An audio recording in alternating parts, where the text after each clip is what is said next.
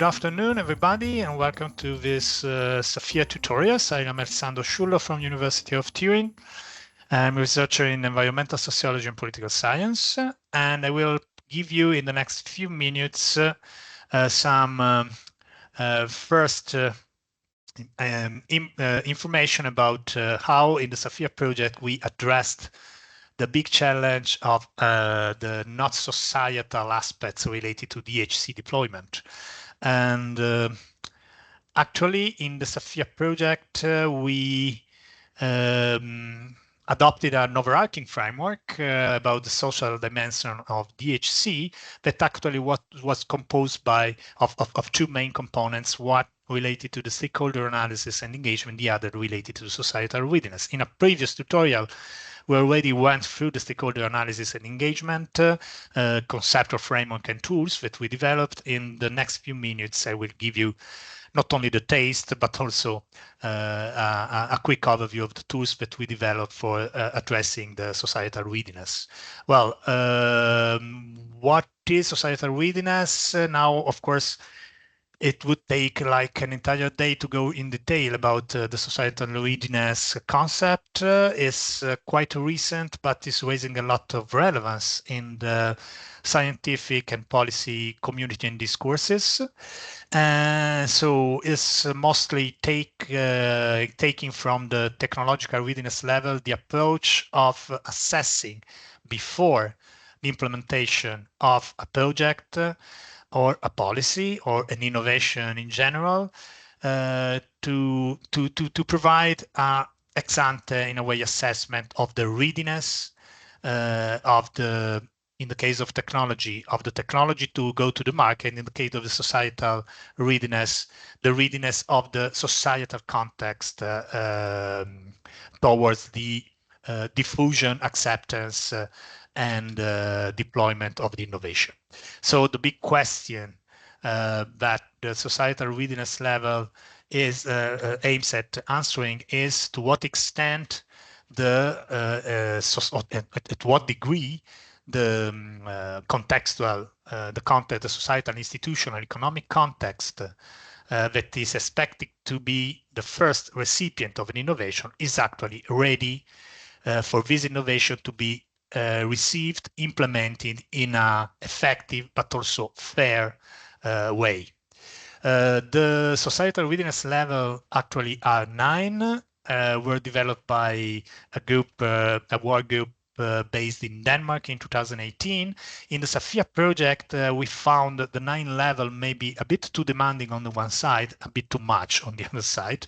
And so we decided to simplify a bit and to squeeze into just 5 level of readiness our assessment of the societal readiness of the context for our case studies that we aim at investigating. So as for the technological readiness level, the societal readiness level 1 is the lower, in a way, level. Here means that only few actions have been already implemented by the promoter, only very slight knowledge about the societal aspects, context, and challenges are actually have been previously actually put in place.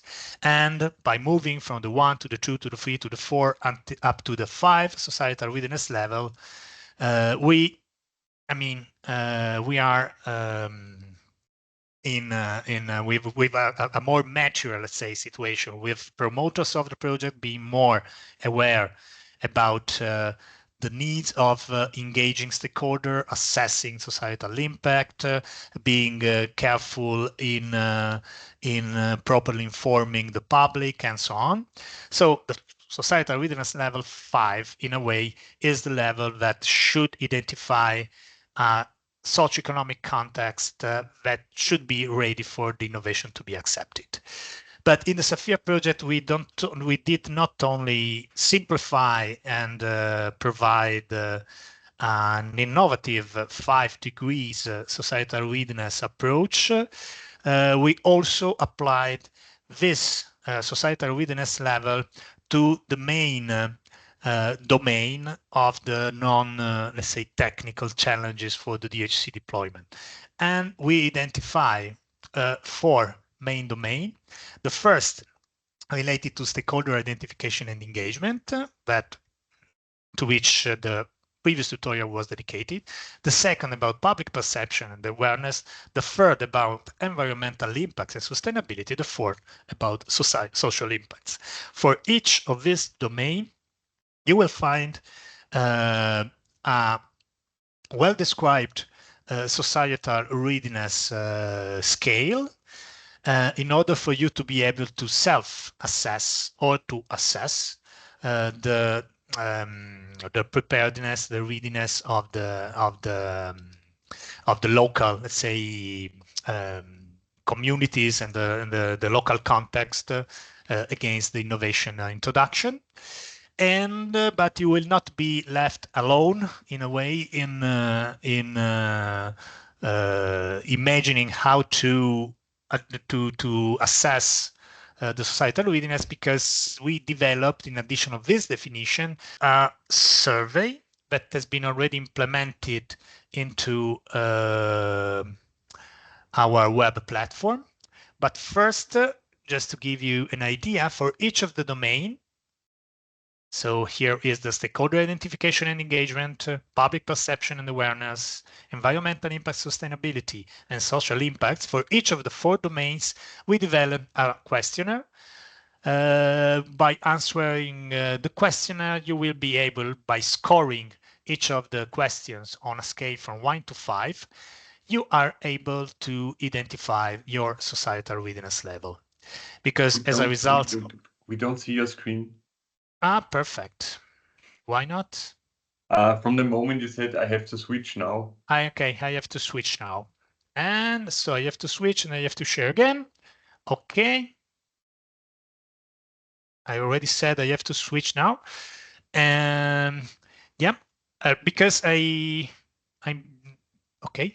Yes, because I would like to show you the same tool in 2 versions. We developed for each of the societal readiness domain a proper set of questions in order for you to be, facilitating in assessing your societal readiness level. So for each of the domains, you find in the deliverable 5.2, and the link is provided in the description of the tutorial, and you find questions. You are asked to assess on a scale of 1 to 5 each of these questions, and as a result of the aggregation, the simple aggregation and sum of the question, you will be able to identify your societal readiness level. Now, you don't need to answer directly into the Word version or the paper version of the question, because at the same time we developed a Lime survey implementation. I know it's a bit of advertising, but Lime survey is free, so should not be a big problem. And so you find in the link provided again in the description, you find our questionnaire implemented in an easy to be used web version. And so just give a try, have fun, and be able to assess how much you are and your contacts are ready to for the DHC deployment to be effectively implemented. Good morning, everyone. I'm Jessica Chicco from the University of Turin. I'm a geologist and researcher. And now I will present you the environmental dimension of the status report on the socio-environmental conditions to integrate geothermal energy into district heating and cooling networks in Europe. That is part of deliverable 5.2 of the SAPHEA project. So this is the table of contents of this report. I will focus my presentation on the chapter 2 and chapter 5 of this report. These 2 chapters dealing with the environmental criteria and environmental impacts to integrate geothermal energy into district heating and cooling networks. So these criteria that we suggest in this report report are very important to be taken into account, especially in the first phases when designing a geothermal district heating and cooling grid. So chapter 2 identify the main variables that affect environmental sustainability of geothermal district heating and cooling grids. These chapters serves as a guideline for project developers, offering a list of factors to be considered during the design phase before implementation. These chapters also allows conducting some important evaluations, some important assessments during the design phases of these projects, such as the environmental impact assessment and the life cycle assessment. These two evaluations are very important and are strongly recommended both for deep and shallow geothermal systems, even if for shallow geothermal systems such an assessment is not always mandatory. What are the main environmental risks, the main environmental impacts to be taken into account and that we described in this report?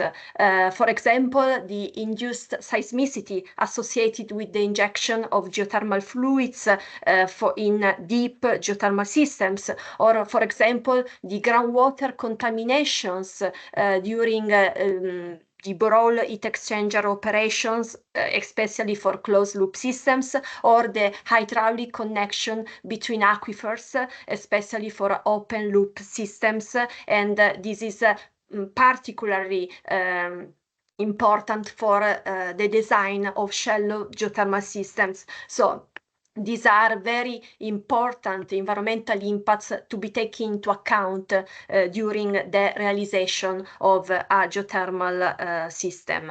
There are also some other important environmental impacts, environmental footprint, such as, for example, the land subsidence.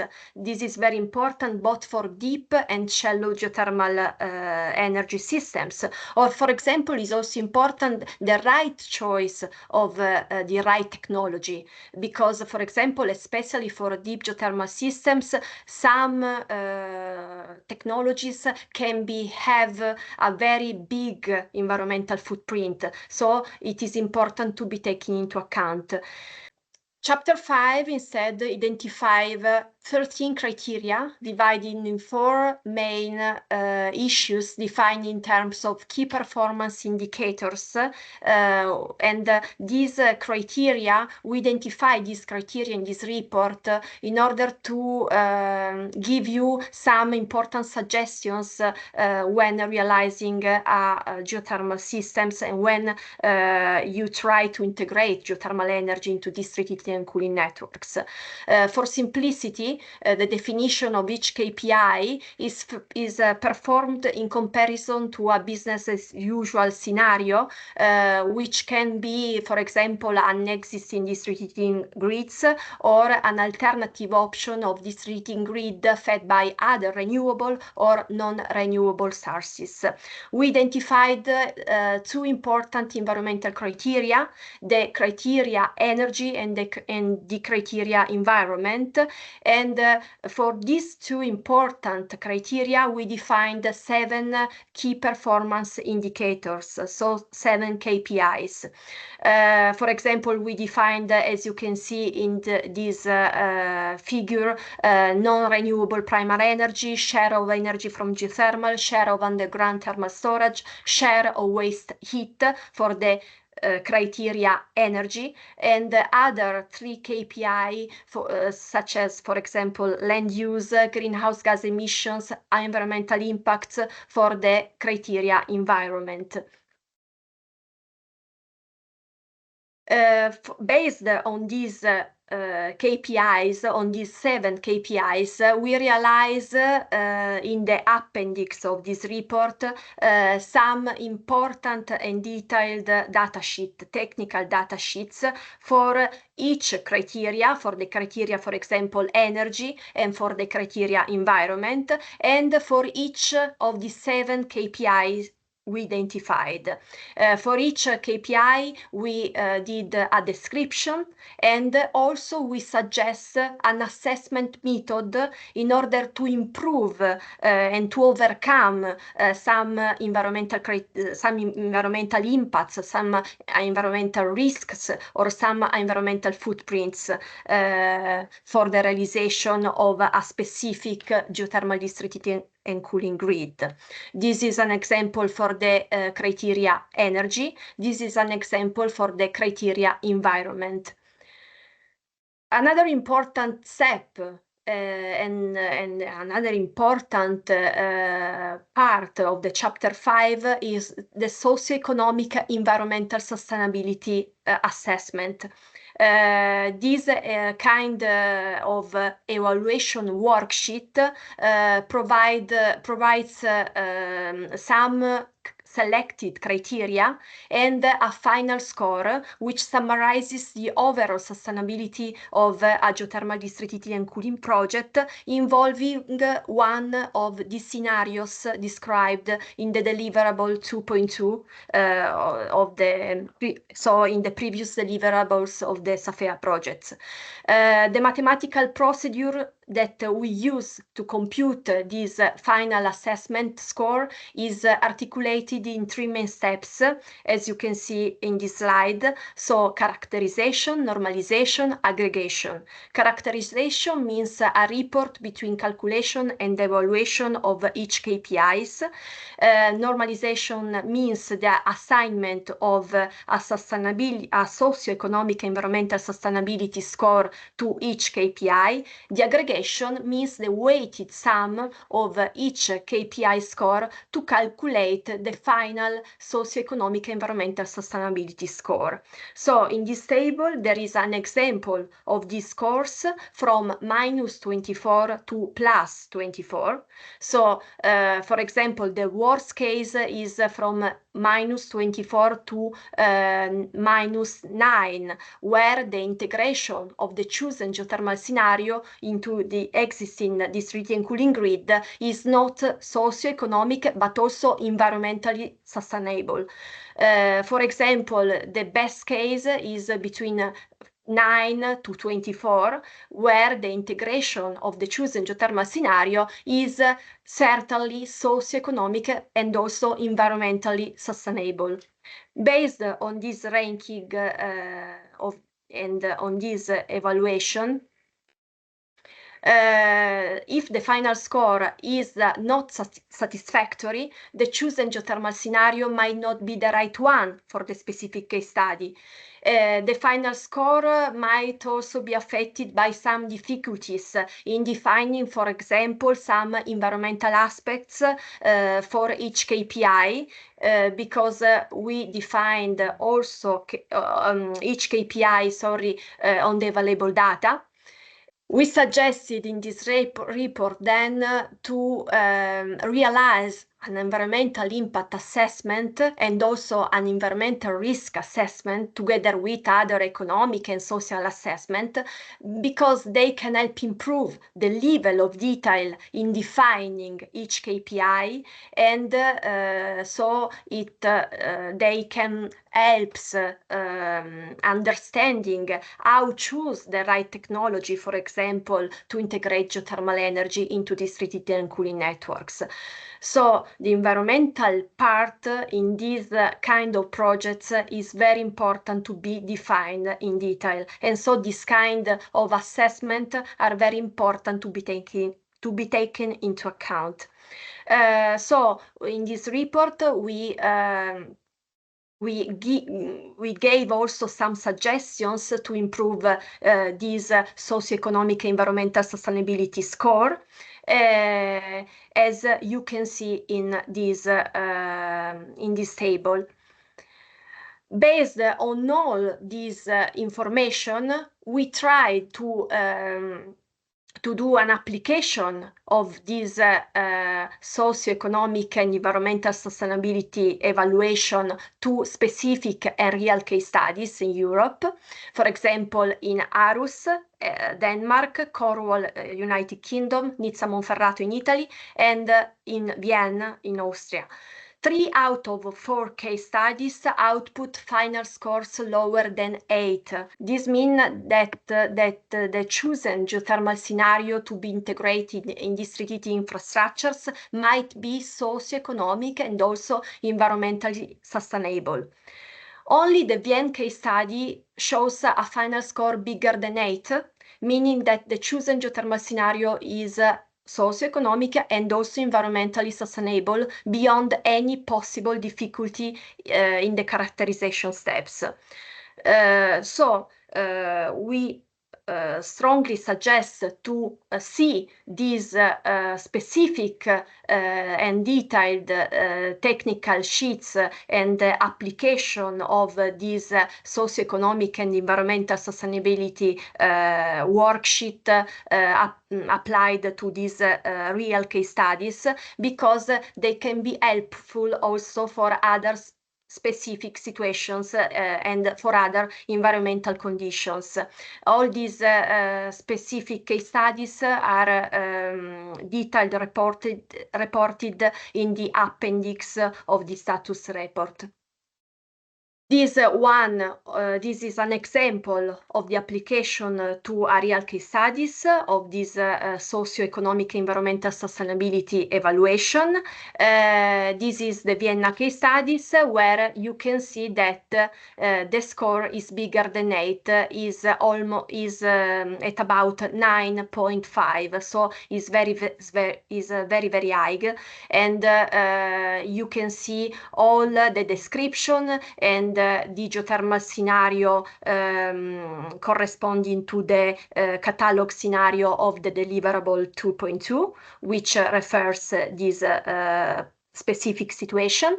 And you can see also the environment conditions that we took into account in the description of this case study. So you can take these worksheets as example to also compare other specific case studies in Europe. So, as final remarks, the environmental impacts, environmental risks are very important to be taken into account when designing a geothermal district heating and cooling grids, and this report allows taking into account all the possible environmental risks and allows overcoming these issues following some important evaluations.